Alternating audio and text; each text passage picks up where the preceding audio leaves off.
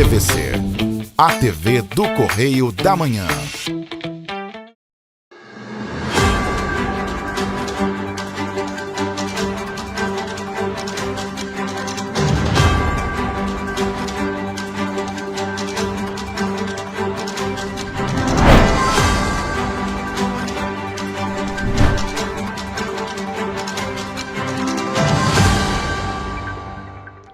Olá, sejam todos bem-vindos ao Correio Serrano na TV especial de sábado, um resumo das principais notícias da semana. Lembrando que você pode nos ajudar a fazer os nossos jornais. Mande para cá a sua sugestão de reportagem, sua reclamação, sua denúncia para os nossos canais que já aparecem aí na sua tela. Tem o nosso e-mail, tvccorreiodamanhã@gmail.com, e tem nosso WhatsApp, DDD 24 99248 3167. Então, se você tem uma sugestão de reportagem, reclamação, denúncia, manda para a gente também, conta como está a sua cidade, o seu bairro, a sua rua, conta para a gente.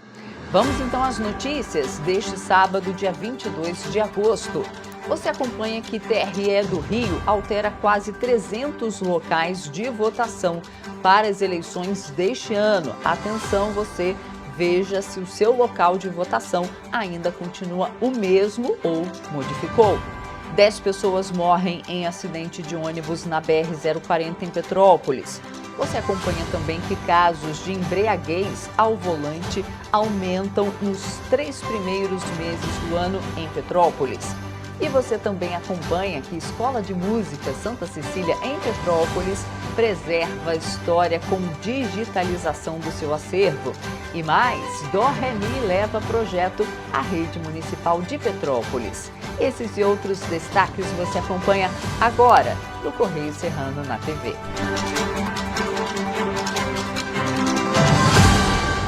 A gente começa então essa edição com os destaques do nosso jornal impresso. A gente vai direto lá para o Petropolitano. Lembrando que esse jornal impresso, essa edição é do fim de semana. Você encontra todas essas notícias acessando o nosso site ou indo às bancas, apenas R$ 2 aqui na nossa região. Vamos então para a nossa página 13, no Petropolitano. Por lá, a notícia é a seguinte: Cetranspetro, que é o Sindicato das Empresas de Ônibus de Petrópolis, calcula tarifa de R$ 7,05 para Petrópolis. O valor representaria um aumento de 19,5% sobre a tarifa atual, que é de R$ 5,90. Eu vou ler um trechinho da reportagem aqui para você, porque o Sindicato das Empresas de Transporte Rodoviário de Petrópolis apresentou uma planilha de custos que aponta uma tarifa de ônibus de R$ 7,05 no município. O documento, divulgado em primeira mão pela Tribuna de Petrópolis e confirmado pelo Correio Petropolitano, tem como base fevereiro de 2026 e a Convenção Coletiva de Trabalho. O valor calculado é 19,5% superior à tarifa atual, que é de R$ 5,90. Então, essa planilha considera os custos variáveis e fixos da operação. Então, de acordo com as empresas de ônibus, a tarifa de transporte não deveria ser de R$ 5,90, e sim de R$ 7,05. Imagina, se já dói no bolso do petropolitano essa tarifa de R$ 5,90, imagina R$ 7,05. Pois é, a gente tem essa reportagem completa aqui. E eu vou ler assim o que diz o Cetranspetro, porque o Cetranspetro, representando as empresas de transporte urbano de Petrópolis, esclarece que tem a obrigação estatutária de atualizar periodicamente o custo do sistema de transporte. Este é um dever técnico e procedimental do sindicato. Tá aí, mas lembrando que esse aumento não é só as empresas quererem que tenha esse aumento, não. Esse aumento precisa de aprovação da Prefeitura, aprovação da CPTrans, então esse trâmite é um pouco mais alongado. Então não se desesperem, isso não significa que a tarifa de ônibus vai aumentar de uma hora para outra, mas é um alerta de que as empresas de ônibus querem um aumento na passagem.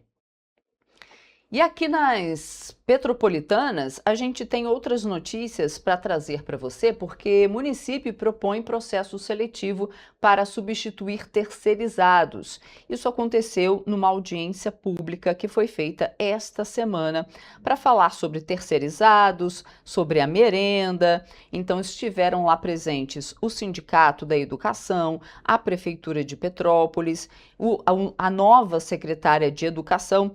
Então, vários temas sobre educação foram debatidos nessa audiência que aconteceu na 4ª Vara Civil, tudo para melhorar a educação na cidade de Petrópolis. Mas olha só, gente, a gente tem que falar de uma notícia que, infelizmente, mexeu muito com Minas Gerais, mexeu muito com Petrópolis, porque 10 pessoas morreram e 39 ficaram feridas depois que um ônibus de turismo tombou na madrugada de domingo, na altura do quilômetro 91 da BR-040, na descida da Serra de Petrópolis, sentido Rio de Janeiro. Segundo a Polícia Rodoviária Federal, o acidente aconteceu por volta das 4h30 da manhã. O ônibus da empresa Estrela Guia Turismo havia saído de Belo Horizonte, em Minas Gerais, às 10 horas da noite de sábado, com destino a Copacabana, na zona sul do Rio. Inicialmente, 7 mortes haviam sido confirmadas pela Polícia Rodoviária Federal. O número subiu para 10 às 10 horas da manhã de domingo. A pista de descida da Serra de Petrópolis foi liberada às 7h45 da manhã, após o atendimento da ocorrência e o destombamento do veículo.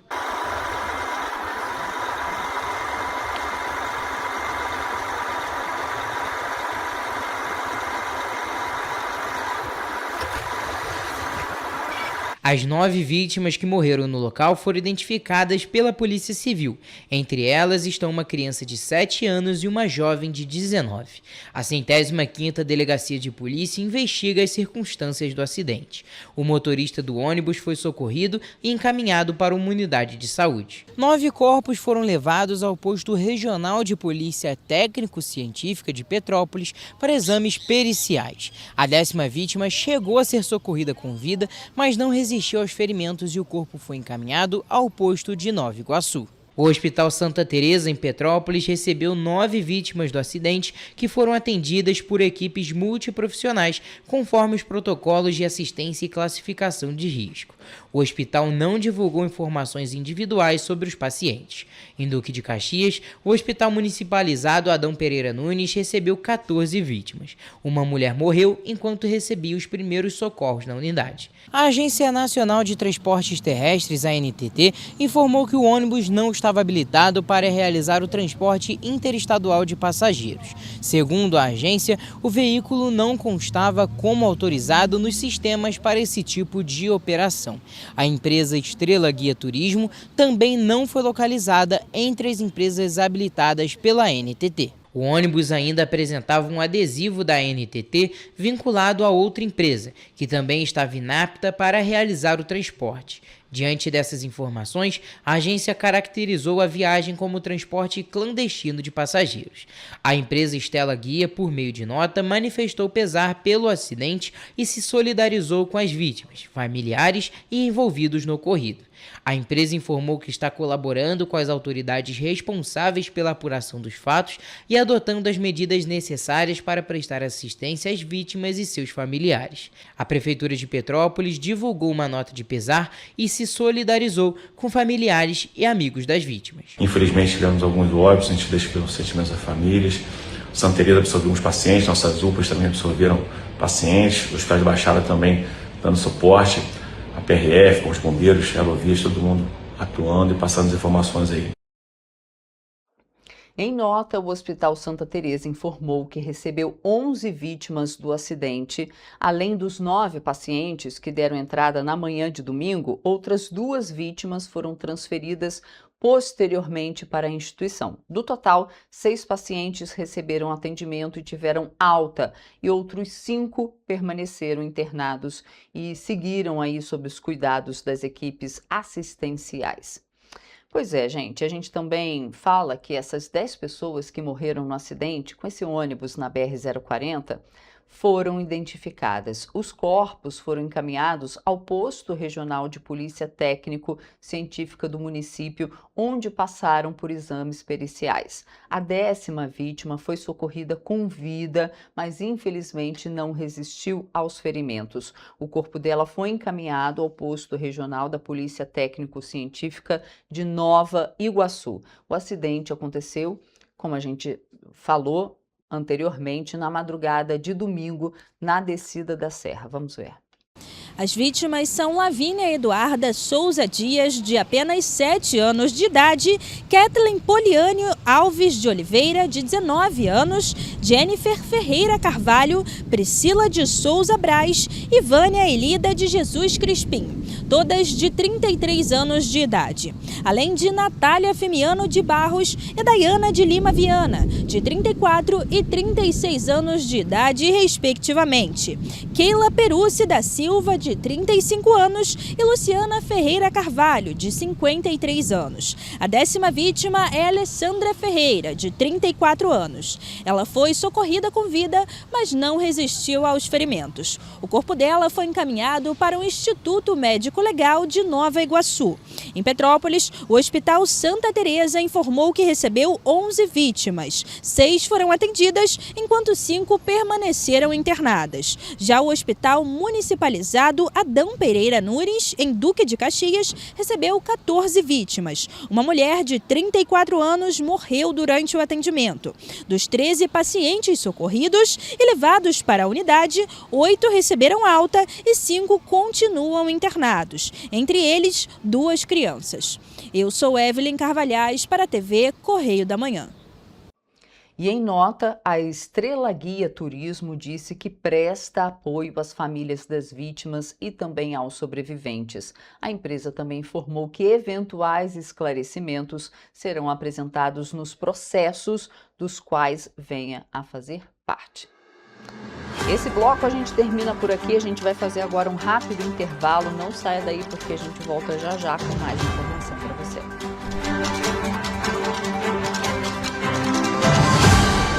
Um bom jornal tem que ser direto, tem que ser direito. Não ser de esquerda ou de direita, mas direito. É ter coragem de informar a verdade e não impor a sua verdade. É respeitar a inteligência do leitor e vontade do eleitor. Correio da Manhã, um jornal que há 124 anos tem a coragem de ser direto e direito. Em uma banca perto de você.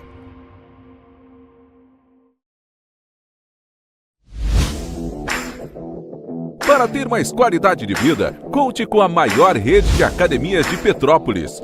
Aqui na Corper, com uma mensalidade, você utiliza todas as unidades: Centro, Bingen, Itamaraty e Itaipava. Com planos a partir de R$ 98,00, a academia oferece ambientes modernos para você cuidar da sua saúde com segurança.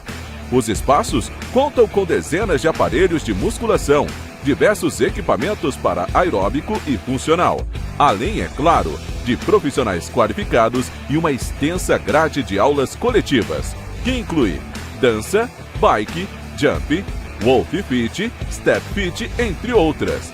Nossas estruturas são equipadas com salas de musculação e aulas coletivas, salas de avaliação física e nutricional, vestiários e estacionamentos amplos. Venha nos fazer uma visita e surpreenda-se! Petrópolis, uma cidade histórica, que agora tem um novo ponto de conexão. O Correio Petropolitano se renovou e leva o que de mais importante acontece na cidade, de maneira mais ágil e acessível. Acesse as notícias de Petrópolis de maneira rápida e prática, onde quer que você esteja. Fique por dentro dos acontecimentos da cidade, da política, da cultura e muito mais. Correio Petropolitano. A informação de qualidade a um clique de distância. Acesse www.correiopetropolitano.com.br.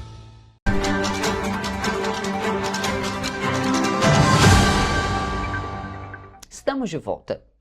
E uma pesquisa inédita sobre o impacto das apostas online mostra que 4 em cada 10 mulheres brasileiras, ou seja, 42%, já apostaram ou ainda apostam em plataformas digitais.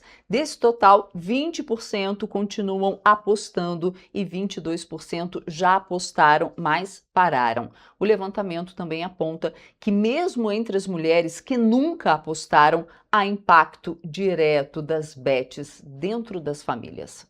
Entre as mulheres que nunca apostaram, ou seja, 58%, 12% são afetadas por parentes ou amigos que apostam. Com isso, mais da metade das mulheres brasileiras, 54%, sente os efeitos das apostas online, seja por apostar ou por conviver com alguém que aposta. A pesquisa mostra ainda que 72% das apostadoras têm filhos. Nesse caso, essas mulheres apostam cerca de 1,6 vezes mais do que as que não têm filhos. Entre as apostadoras, 49% jogam em cassinos online.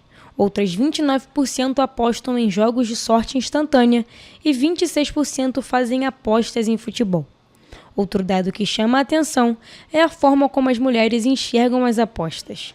Segundo o levantamento, elas recorrem aos jogos não apenas por lazer, mas também como uma tentativa de complementar a renda e pagar despesas do dia a dia, como contas, alimentação e itens para os filhos. Em alguns casos, a aposta passa a ser vista como uma forma de trabalho ou investimento. O impacto também aparece dentro dos lares. Para 67% das mulheres entrevistadas, as apostas estão acabando com as famílias brasileiras. Além das perdas financeiras, 24% das pessoas impactadas relatam conflitos familiares, 24% apontam perda de confiança e 21% relatam desgaste emocional. A pesquisa ainda mostra que 23% dos brasileiros já presenciaram ou conhecem alguma situação em que as apostas contribuíram para casos de violência dentro das famílias. Além disso, para 72% das mulheres entrevistadas, a publicidade das apostas contribui para que as pessoas apostem mais do que deveriam. E 79% dizem que as redes sociais passaram a mostrar mais conteúdos sobre bets depois do primeiro acesso às plataformas. Diante desse cenário, 62% das mulheres defendem a proibição dos jogos online no Brasil. A pesquisa também mostra que as apostas chegam a crianças e adolescentes, mesmo com a proibição para menores de 18 anos. Segundo o levantamento, em muitos casos o acesso acontece com o uso do CPF de um adulto da família, com ou sem consentimento. E o Brasil tem um eleitorado cada vez mais velho, segundo um levantamento do Instituto Nexus, com base em dados do Tribunal Superior Eleitoral, o TSE. A pesquisa mostra que a participação dos jovens entre 16 e 24 anos caiu 22% nos últimos 16 anos. Para as eleições de 2026, cerca de 9.200.000 jovens nessa faixa etária estão aptos a votar. Além da redução proporcional, também houve queda no número absoluto de eleitores jovens. Em 2010, o Brasil tinha 24.700.000 eleitores com até 24 anos. Em 2026, esse número caiu para 19.200.000. São 5.500.000 eleitores a menos nessa faixa etária. Ao mesmo tempo, o número total de eleitores do país cresceu 17%. O eleitorado passou de 135.800.000 pessoas em 2010 para 158.800.000 em 2026. Com isso, a participação dos jovens entre 16 e 24 anos no eleitorado caiu de 18,2% para 12,5%. Enquanto o eleitorado jovem diminui, a presença dos idosos nas eleições aumenta. Segundo dados do TSE, o número de eleitores com 60 anos ou mais e com título ativo cresceu cerca de 74% desde 2010. Atualmente, essa faixa etária representa mais de 36.800.000 eleitores no país. Mesmo com a redução no número de eleitores jovens, os índices de comparecimento nas urnas chamam a atenção. Entre os eleitores de 18 a 24 anos, faixa em que o voto é obrigatório, 78,5% compareceram às urnas no primeiro turno das eleições. Entre os jovens de 16 a 17 anos que não são obrigados a votar, o comparecimento foi ainda maior, 82,9%. A média nacional de comparecimento no último pleito foi de 79,1%. Além disso, a pesquisa também mostra uma diferença entre as regiões do país. Sul e Sudeste concentram os estados com menor proporção de jovens no eleitorado. Entre eles estão os 3 maiores colégios eleitorais do Brasil: São Paulo, Minas Gerais e o Rio de Janeiro.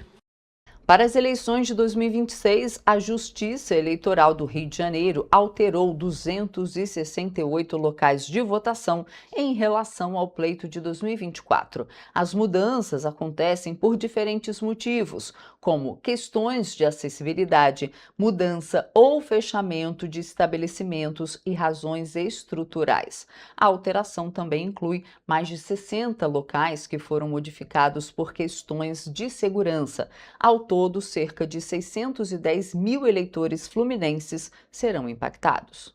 Para evitar transtornos no dia da votação, o Tribunal Regional Eleitoral do Rio de Janeiro, o TRE-RJ, recomenda que todos os eleitores consultem antecipadamente o local de votação.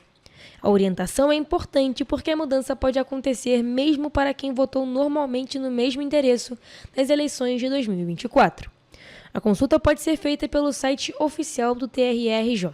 Para verificar a informação, o eleitor deve informar dados como CPF ou número do título de eleitor, data de nascimento e o nome da mãe. Também é possível fazer a consulta pelo aplicativo e-Título. Outra opção é o Disque TRE-RJ pelo telefone DDD 21 3436 9000. O serviço funciona de segunda a sexta-feira, das 11 horas da manhã às 7 horas da noite. Pelo mesmo número, o eleitor também pode entrar em contato pelo WhatsApp do TRE-RJ.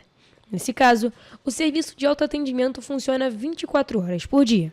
Além de conferir o endereço do local de votação, o TRE-RJ reforça que é importante saber também o número exato da sessão eleitoral, já que essa informação pode facilitar o deslocamento dentro do local de votação e evitar que o eleitor precise procurar a sala onde está a urna. As alterações nos locais de votação também estão relacionadas à segurança dos eleitores.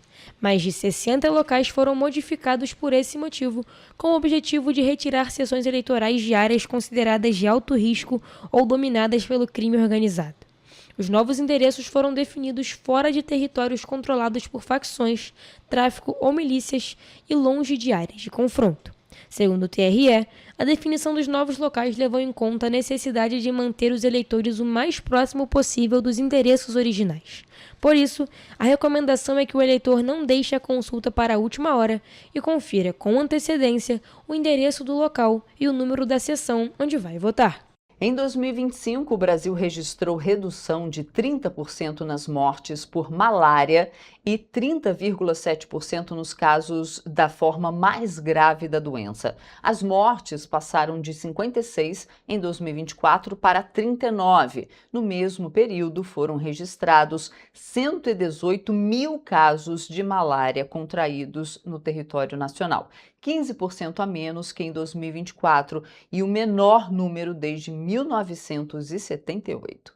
Os dados refletem o início da oferta da tafenoquina no SUS, medicamento em dose única usado a partir de 2024 para prevenir novas manifestações da malária, além da ampliação do diagnóstico, da oferta de testes e do tratamento adequado.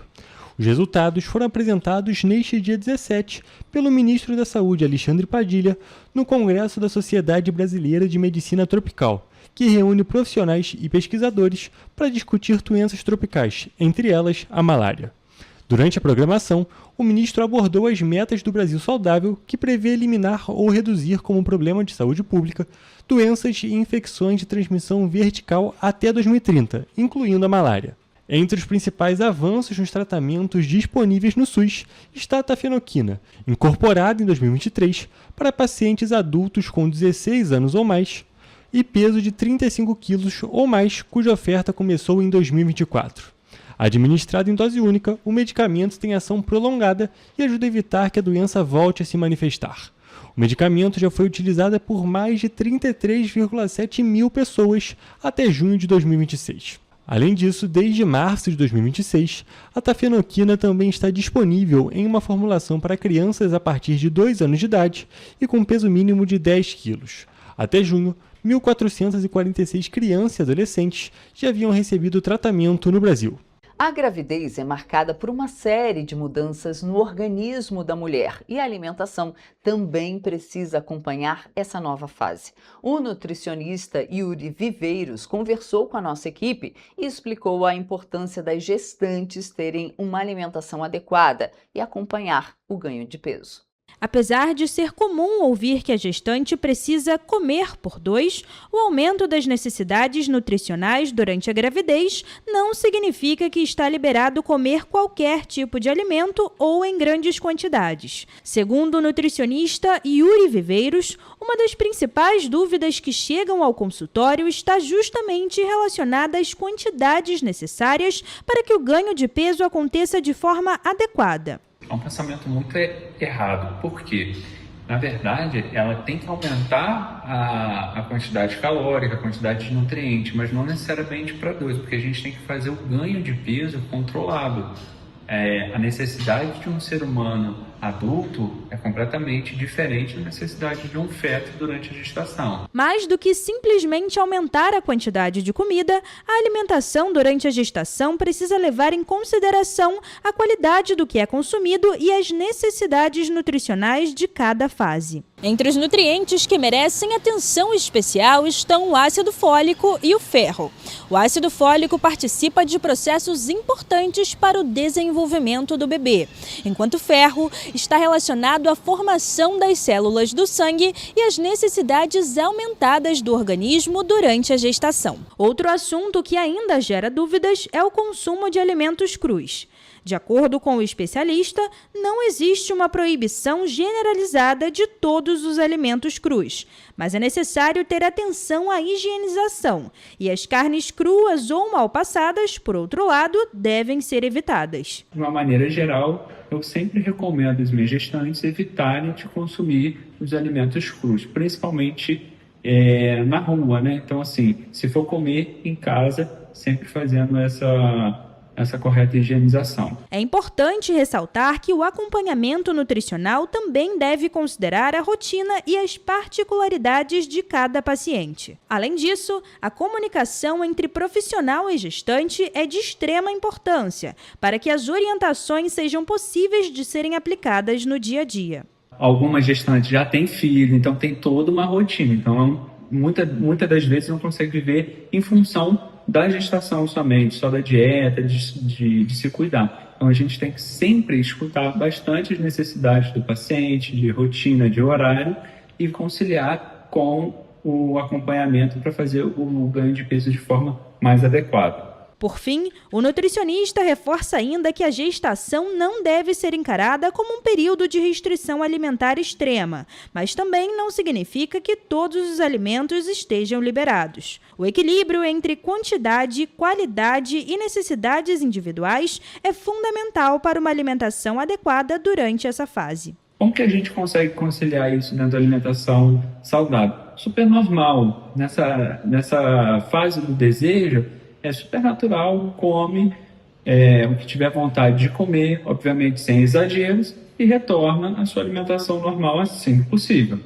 A amamentação exclusiva entre bebês de 0 a 6 meses, acompanhados pela atenção primária do SUS, registrou 57% de cobertura em 2025. A Organização Mundial da Saúde e o Ministério da Saúde recomendam a amamentação desde a primeira hora de vida até os 2 anos ou mais, sendo de forma exclusiva até os 6 meses. Os dados são do Sistema de Vigilância Alimentar e Nutricional, que desde 2015 passou a disponibilizar de forma padronizada e contínua os marcadores de consumo alimentar. Este índice indica a proporção dos bebês de 0 a 6 meses que são acompanhados pela APS e estão em aleitamento materno exclusivo, ou seja, recebem somente leite materno, sem a oferta de água, chás, sucos, outros líquidos ou alimentos. Já em 2026, o levantamento parcial aponta que em até agosto, 59% dos bebês de até 6 meses acompanhados estão em aleitamento materno exclusivo, número próximo da meta de 60% estabelecida pela OMS para 2030. Vale destacar que desde o início da série, em 2015, as maiores coberturas foram em 2024 e 2025, ambas com 57%. Os dados do sistema de vigilância se referem exclusivamente àqueles bebês que fazem acompanhamento nas unidades básicas de saúde. Um dos levantamentos oficiais mais recentes, o Estudo Nacional de Alimentação e Nutrição Infantil, um inquérito nacional representativo da população brasileira, aponta que 45,8% das crianças brasileiras de 0 a 6 meses recebem exclusivamente o leite materno. E você vai ver depois do intervalo que a CPTrans em Petrópolis abre 2 consultas públicas sobre mobilidade e acessibilidade na cidade imperial. A gente volta já. Um bom jornal tem que ser direto, tem que ser direito. Não ser de esquerda ou de direita, mas direito. É ter coragem de informar a verdade e não impor a sua verdade. É respeitar a inteligência do leitor e vontade do eleitor. Correio da Manhã, um jornal que há 124 anos tem a coragem de ser direto e direito. Em uma banca perto de você.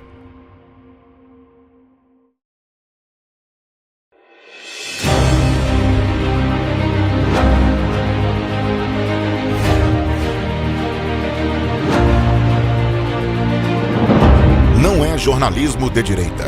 É jornalismo direito. Correio Petropolitano. Tudo que seu jornal não deveria ter deixado de ser. Todos os dias, em uma banca perto de você.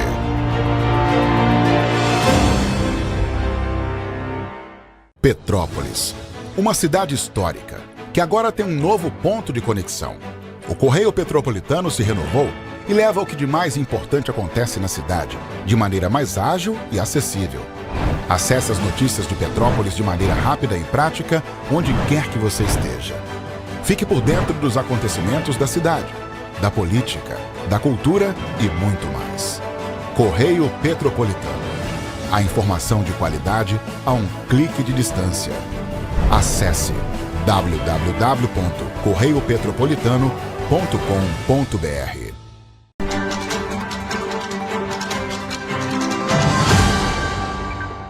Estamos de volta com o último bloco do nosso jornal e a gente começa ele falando sobre a construção na Montreal, em Petrópolis. Rendeu mais uma discussão pública sobre o licenciamento concedido pela Prefeitura para a criação de um conjunto habitacional de interesse social destinado ao programa Minha Casa Minha Vida, previsto para ser instalado nesse terreno situado em Correias. É bem próximo ali ao Rio Piabanha. Moradores da região apontaram os principais problemas da localidade em uma audiência pública realizada na última semana. Todo mundo sabe, entrou água na Montreal, vai entrar água no Prado, vai entrar água na Olaria. É um termômetro para nós. Os moradores da região de Correias, em Petrópolis, apontaram que se sentem invisibilizados. Segundo eles, o poder público não apresentou um estudo técnico de impacto com a nova construção de um conjunto habitacional destinado ao programa Minha Casa Minha Vida, projeto previsto para ser executado na região da antiga Montreal. As pautas foram apontadas durante uma audiência pública realizada na última semana e organizada pela vereadora Gilda Beatriz. Se esse empreendimento se preocupar com os moradores, vai fazer o quê? Vai aterrar, porque ali é alagável. Quando fizer isso, os moradores do Prado, Olaria, BNH, Estrada Mineira, todos vão pagar o preço. Quem tem que controlar isso é o poder público. A comunidade aqui, quando sai essa chuva assim, já fica logo pensando, será que vai dar enchente? Será que eu vou perder tudo outra vez? Então, gente, isso aí é para a gente começar a pensar. A vereadora Gilda Beatriz relatou que a comunidade marcou as datas das enchentes históricas nas paredes e muros como uma forma de mostrar até onde a água alcançou na região. A altura de água, mais de 2 metros, sabe? Só quem vive ali sabe. As pessoas estão muito preocupadas e com razão. Eu quero dizer que eu não sou contra empreendimento imobiliário, eu sou contra empreendimentos imobiliários que não são escutados, que não têm impacto viário, que não têm impacto do estudo de vizinhança. Esses aspectos também já foram apontados por instituições ambientais. O Comitê Piabanha já havia recomendado a suspensão de licenciamentos de grandes empreendimentos em Petrópolis até que sejam revisados o Plano Diretor Municipal e os demais instrumentos de planejamento e controle urbano. Em função dos últimos desastres de Petrópolis e das últimas inundações de Correias, que se faça uma paralisação de todo e qualquer licenciamento no município. Nós precisamos de um plano diretor atualizado, aprovado. Precisamos da lei de uso e ocupação do solo atualizada. E a CPTrans em Petrópolis está com 2 consultas públicas abertas para ouvir a população e receber sugestões sobre a mobilidade urbana de Petrópolis. Os moradores podem participar pela internet e ajudar a apontar problemas e possíveis melhorias no transporte e também na circulação pela cidade. Uma das consultas públicas é voltada especificamente para a região de Correias. A proposta é identificar os principais problemas de mobilidade enfrentados pelos moradores e entender quais mudanças podem melhorar o deslocamento no dia a dia. A participação da população pode ajudar a CPTrans a entender as dificuldades encontradas por quem vive ou circula pela região. Entre os pontos que podem ser apontados estão situações que afetam o deslocamento e a circulação dos moradores. A outra consulta trata da acessibilidade no transporte público. O objetivo é reunir informações sobre as necessidades de pessoas com deficiência e idosos, principalmente durante o embarque e o desembarque dos ônibus. A ideia é entender, a partir da experiência dos próprios usuários, quais são as principais dificuldades encontradas no transporte público e quais medidas podem contribuir para tornar o serviço mais acessível. Segundo a CPTrans, a participação dos moradores é fundamental. Para responder às consultas públicas, basta acessar o site da CPTrans e clicar em um dos banners disponíveis na página. A população pode escolher a consulta relacionada ao tema sobre o qual deseja contribuir. E o número de casos de embriaguez ao volante aumentou nos primeiros 3 meses deste ano em Petrópolis, segundo dados do Instituto de Segurança Pública. Já o número de acidentes, incluindo mortes, diminuiu no mesmo período do ano. Nossa equipe de reportagem foi às ruas de Petrópolis e conversou com os motoristas para saber se eles se sentem seguros no trânsito. Hoje em dia ninguém mais respeita ninguém, né? Aí tá complicado o trânsito. Porque o pessoal é muito imprudente, não respeita as leis direito. Pedestre aqui parece que o pessoal não sabe usar faixa, não sei o que acontece. E assim, tem um pessoal de moto que alopra pra caramba, tem carro parado no lugar errado. Pra quem trabalha de moto, o risco é constante. Nos primeiros 3 meses deste ano, o número de casos de embriaguez aumentou, se comparado com o mesmo período de 2025. De janeiro a março de 2026, 12 pessoas foram detidas por dirigirem embriagadas ou sob efeito de drogas. Já no ano passado, foram registrados 6 casos. Vale destacar que é considerado crime quando a concentração encontrada de álcool por litro de sangue é igual ou superior a 0,3 miligramas, ou quando há sinais de alterações psicomotoras. Para os motoristas e motociclistas, o delito é gravíssimo. Porque além de botar a vida dele em risco, bota das outras pessoas também, né? Uma imprudência muito grande. Muito grande. Tinha que multar em um valor bem alto para ver se aprende. Porque as pessoas só aprendem quando dói no bolso. Imprudência, né? Entendeu? E também, eu acho assim, a pessoa... Hoje tem vários meios, né? Táxi, Uber. Final de semana, sexta-feira à noite, sábado à noite, 13 de maio, é melhor nem passar. Melhor evitar, dar a volta, passa pro outro lado, que não compensa. Outro crime de trânsito que chama a atenção em Petrópolis é a condução de veículos sem habilitação. Nos primeiros 3 meses de 2025, foram registrados 28 casos deste tipo e no mesmo período de 2026, houve um aumento de 8 casos, ou seja, 36 pessoas foram flagradas dirigindo sem habilitação. Ainda na cidade imperial, de janeiro a março de 2026, foram registrados 67 acidentes de trânsito, com o registro de morte em alguns deles. Apesar disso, houve queda de 8 casos, se comparado ao primeiro trimestre de 2025, quando o município contabilizou 75 acidentes. O senhor já se envolveu em algum acidente? Já. Trabalhando de moto, não tem jeito, né? Foi ruim, né, cara? Foi, já tá mais de 10. Tá mais de 10. A maioria é coisa boba, de trânsito mesmo, que o pessoal atravessa correndo no meio do trânsito e por aí vai. O senhor já passou por alguma situação de acidente de trânsito, alguma coisa? Já passei de moto. Machucou? Machuquei, minha perna é toda de ferro, do lado direito. Diante disso, alguns petropolitanos consideram que algumas melhorias poderiam acontecer no trânsito da cidade. Algumas saídas e entradas de cidade, de bairros, eu acho que poderia melhorar sim, cara, para diminuir o trânsito, no caso, né? E também o fator, né, de falta de sinalização também, entendeu? E fiscalização também, né? Que a sinalização até nós temos, porém a fiscalização tá complicado. A sinalização pode melhorar, né? Mas eu acho que a gente também pode participar mais do trânsito também, né? 3 ações na justiça movidas contra o município de Petrópolis apontam problemas diferentes, mas que têm um ponto em comum: a estrutura e gestão dos cemitérios municipais. Os processos relatam dificuldades de acesso, falta de manutenção e até dúvidas sobre a identificação de restos mortais.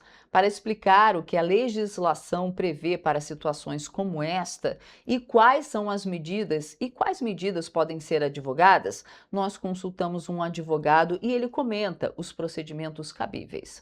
Em uma das ações, 2 irmãs afirmam que, durante uma exumação realizada em agosto de 2025, descobriram que os restos mortais encontrados na sepultura poderiam não ser da mãe delas. Segundo a petição, havia diferenças nas roupas, no cabelo e na arcada dentária em relação à mulher que havia sido sepultada. A família pede, entre outros pontos, a realização de um exame de DNA e indenização por danos morais.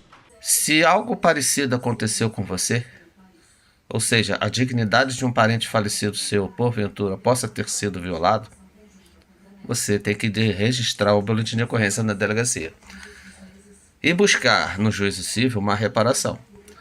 Isso pode caracterizar vilipêndio, pode caracterizar crime contra a memória dos mortos, pode. Depende da circunstância, tá? Pelo qual você se depare com a situação lá. Os problemas no cemitério municipal não são recentes. Em 2024, as chuvas causaram danos e deslizamentos em áreas de sepultamento. Em 2025, uma família relatou ter encontrado restos mortais que, segundo uma ação, não pertenciam à parente sepultada no local.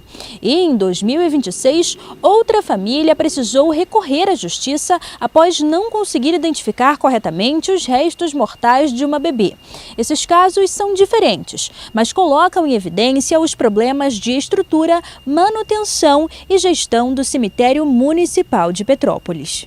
No caso mais recente, os pais de uma bebê que veio a óbito em janeiro de 2023, aos 8 meses de gestação, voltaram ao cemitério 3 anos depois para a exumação. Segundo a ação, a sepultura indicada nos registros não foi localizada de imediato. Após novas buscas, foram encontrados apenas 2 fragmentos ósseos. Os pais também afirmam que os objetos encontrados junto aos restos eram diferentes daqueles usados no sepultamento. Graças a Deus, minha cunhada, no dia do enterro, tirou uma foto como ela foi enterrada, para mim ter como provar. Mas, assim, é um descaso muito grande, né? A prefeitura também quis botar a culpa dessa situação, alegando que os pais estavam confusos com o local da placa. A família registrou ocorrências na 105ª Delegacia de Polícia e, por meio da Defensoria Pública, pediu à Justiça a preservação dos restos mortais em um exame de DNA para confirmar a identidade. Em outro processo, os questionamentos são sobre o acesso ao túmulo. A viúva de um homem de 84 anos afirma que o marido foi enterrado em uma área de difícil acesso e que os familiares precisaram carregar o caixão por uma região de mata e terreno íngreme. Aos 75 anos, ela diz que não consegue visitar o local. Isso pode ser vilipêndio, repita-se.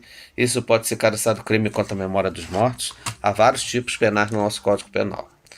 Se aconteceu algo parecido com você, procure a delegacia, registre a ocorrência. Tá? Você tem 6 meses para fazer isso, a contar da situação que você vivenciou com relação ao ente querido seu. E com base nesse documento, que pode, a critério da autoridade policial, gerar um inquérito policial, certamente que deva gerá-lo, e com participação do Ministério Público, inclusive. Mas com esse documento você pode buscar uma reparação, uma compensação e uma reparação no âmbito civil. Os 3 casos aparecem depois de 2 tentativas de mudar o modelo de administração dos cemitérios municipais. Em 2018, a Prefeitura publicou um edital para conceder a gestão dos 7 cemitérios, mas a concorrência acabou suspensa. Em 2021, um novo processo foi anunciado, com previsão de manutenção, revitalização e expansão dos espaços, além da construção de um crematório e de um cemitério vertical. A licitação também não avançou. Quando a gente deixa o corpo do nosso ente querido lá, a gente quer respeito, a gente exige uma proteção, a gente exige que haja a dignidade garantida daquela pessoa que se foi. Há um respeito, ninguém pode violar a sepultura, ninguém pode simplesmente expor para fins pejorativos, para fins negativos, restos mortais. Em nota, a Prefeitura de Petrópolis informou que acompanha os processos judiciais e adota as medidas necessárias para cumprir essas determinações da Justiça. Ainda de acordo com a Prefeitura, os 2 primeiros casos ocorreram antes da atual gestão, que afirma estar aprimorando os procedimentos de identificação, exumação, guarda de restos mortais e atendimento às famílias. Sobre o último caso, a família foi orientada na época a buscar auxílio judicial. Já sobre as obras, a Prefeitura informou que licitou a contratação de uma empresa para fazer a contenção e reconstrução das gavetas danificadas. Os trâmites burocráticos estão em andamento para a ordem de início. E a Companhia Petropolitana de Trânsito e Transporte, CPTRANS, iniciou uma inspeção técnica nos 134 ônibus da TURP, após o incêndio de um veículo do transporte coletivo em Petrópolis. A medida foi anunciada durante uma reunião da Comissão Especial da TURP e tem como objetivo verificar as condições da frota e identificar problemas que possam comprometer a segurança de passageiros e trabalhadores. Segundo o presidente da CPTRANS, Luciano Moreira, profissionais especializados deverão avaliar individualmente os veículos da empresa TURP Transportes. O trabalho vai ser realizado em conjunto pela Prefeitura, CPTRANS, Intervenção e a empresa e também atende a uma solicitação do Ministério Público Estadual. As inspeções foram programadas para ocorrer durante a noite, com o objetivo de reduzir os impactos na operação do transporte coletivo. Essa ação também é uma ação que nasceu por solicitação do Ministério Público Estadual, por meio da promotora Vanessa Katz, junto a uma audiência com a 4ª Vara Civil, onde vários vereadores também sugeriram essa ação. Na tarde da última segunda-feira, dia 17 de agosto, um coletivo da empresa apresentou um problema em uma das rodas na BR-040, o que assustou quem estava no ônibus. A TURP informou que o veículo foi substituído, mas não informou se o veículo passou pela fiscalização. Aí, ó, o buzu da Vila Rica. Quase soltou a roda na BR, ó. Todo mundo tem que subir a pé. Outro tema abordado na reunião foi um incêndio em um dos coletivos da TURP na manhã do dia 1º de agosto no Centro Histórico. Luciano Moreira informou que o ônibus apresentava um histórico de falhas mecânicas. As imagens analisadas pela CPTRANS mostram a presença de um líquido sob o veículo no início do incêndio, que pode ser óleo diesel ou óleo de motor. Uma das hipóteses levantadas é que um vazamento tenha entrado em contato com partes aquecidas do veículo, mas a causa ainda precisa ser confirmada por uma análise técnica.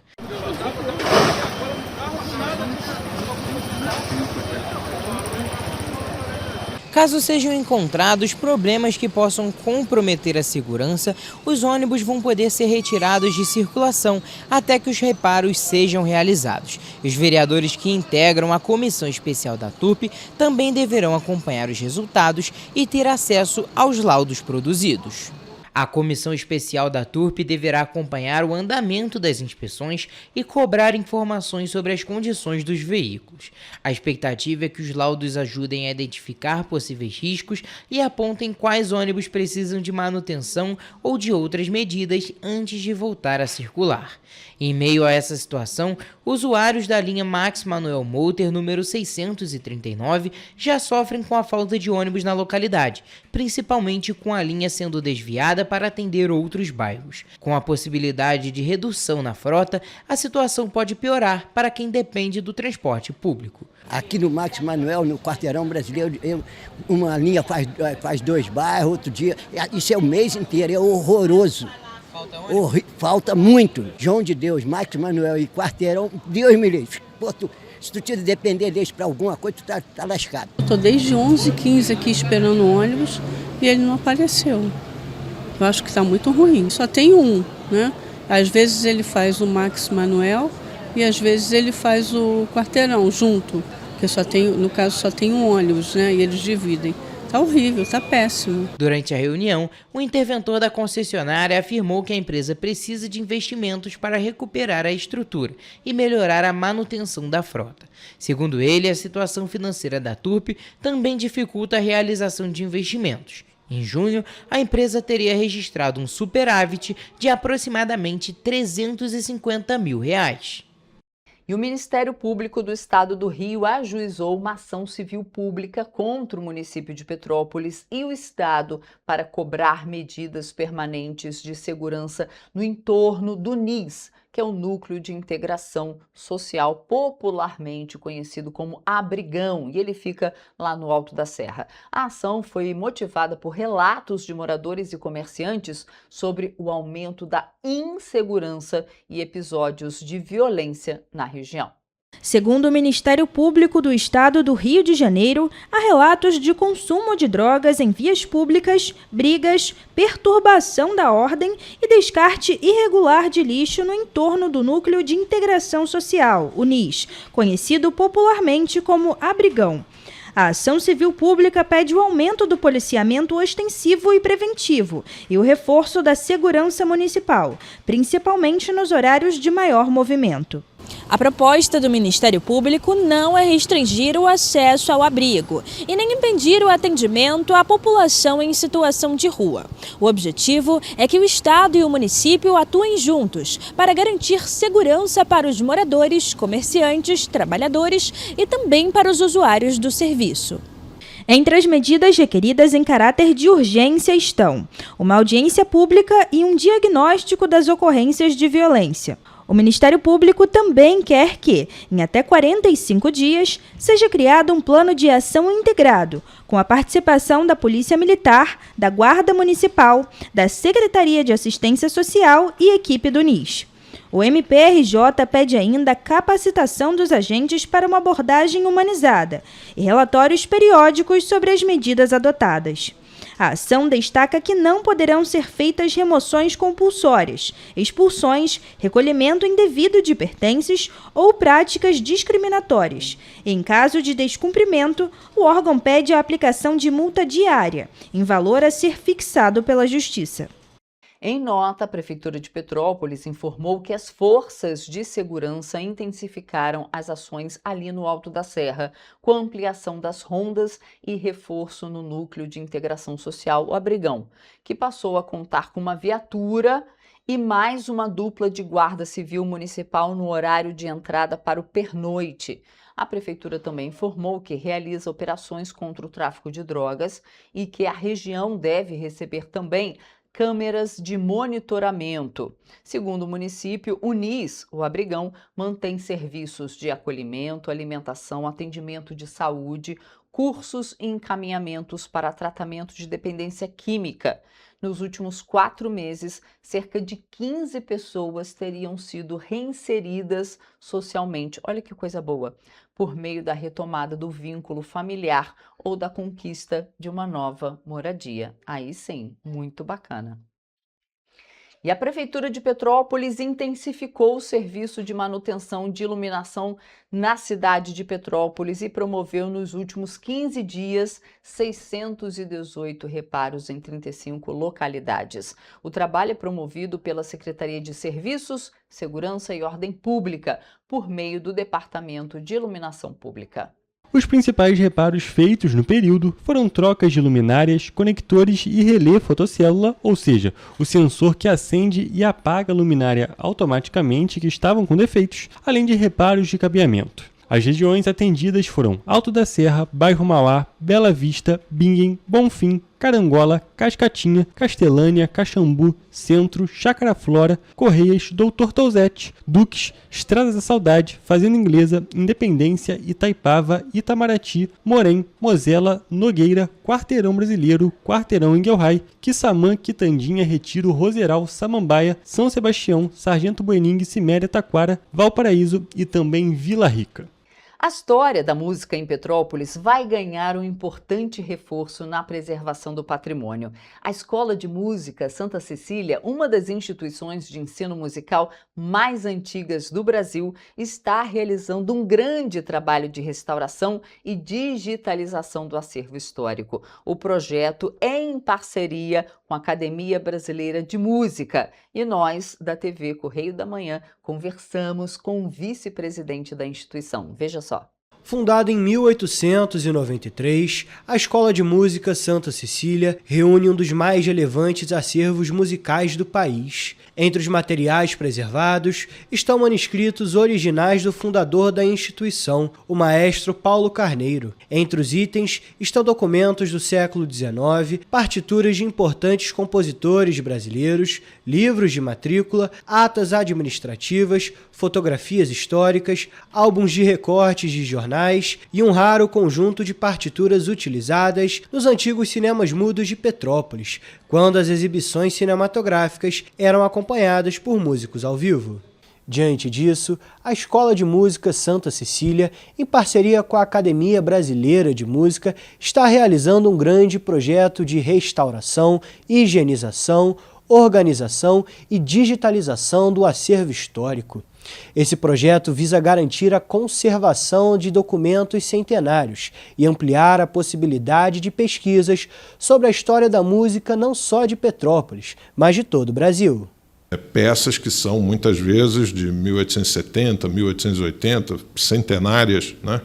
Que o próprio manuseio desgasta o material. Então, você tendo esse documento preservado no meio digital, você dá a possibilidade de preservar o original. A primeira etapa do projeto já foi concluída. Os documentos passaram por um criterioso processo de higienização, utilizando equipamentos específicos para remoção de impurezas acumuladas ao longo das décadas. Todo o material foi devolvido para a Escola de Música Santa Cecília, acompanhado de uma cópia digital, organizada em arquivos identificados. A segunda fase já foi iniciada e vai contemplar a preservação de novas obras do maestro Paulo Carneiro, partituras de outros compositores, documentos administrativos e fotografias históricas. Então, ao longo desse processo, muito provavelmente vão sendo identificados, encontrados documentos que muitas vezes a gente não sabe sequer que existem, né? Porque às vezes estão misturados em outros suportes, enfim, e é possível, inclusive, identificar obras e documentos importantes. A presidente da Escola de Música Santa Cecília, Janine Meirelles, destacou também a importância do acervo para os estudos. Até porque nós temos material aqui também da própria fundação da escola, então às vezes pesquisadores querem escrever sobre músicos e aí aqui nós disponibilizando vai facilitar esse tipo de pesquisa. E o grupo Dó Ré Mi levou seu novo espetáculo chamado Conexão DRM para as escolas municipais de Petrópolis. O objetivo é proporcionar atividades culturais para as crianças do ensino fundamental da rede pública.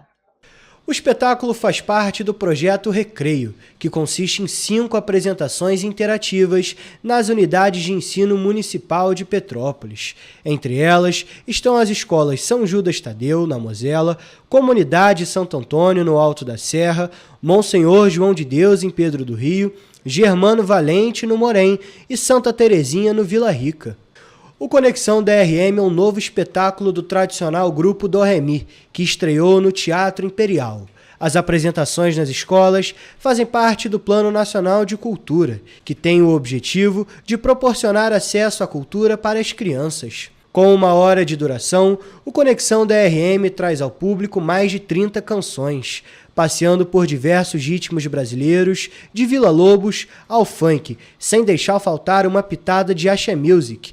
percorrendo clássicos como Evidências, Clareou e outros, chegando ao pop rock com Do Seu Lado. O grupo interpreta um repertório que une gerações através de novos hits, traçando uma linha do tempo repleta de beleza, fascínio e encantamento.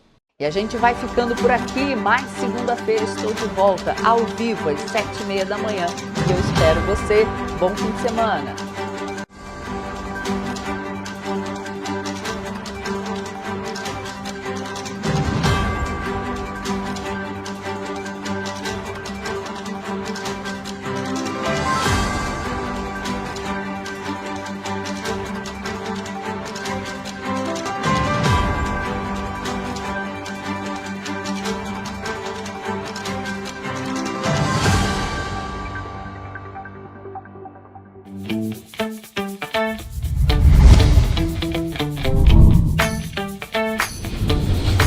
TVC, a TV do Correio da Manhã.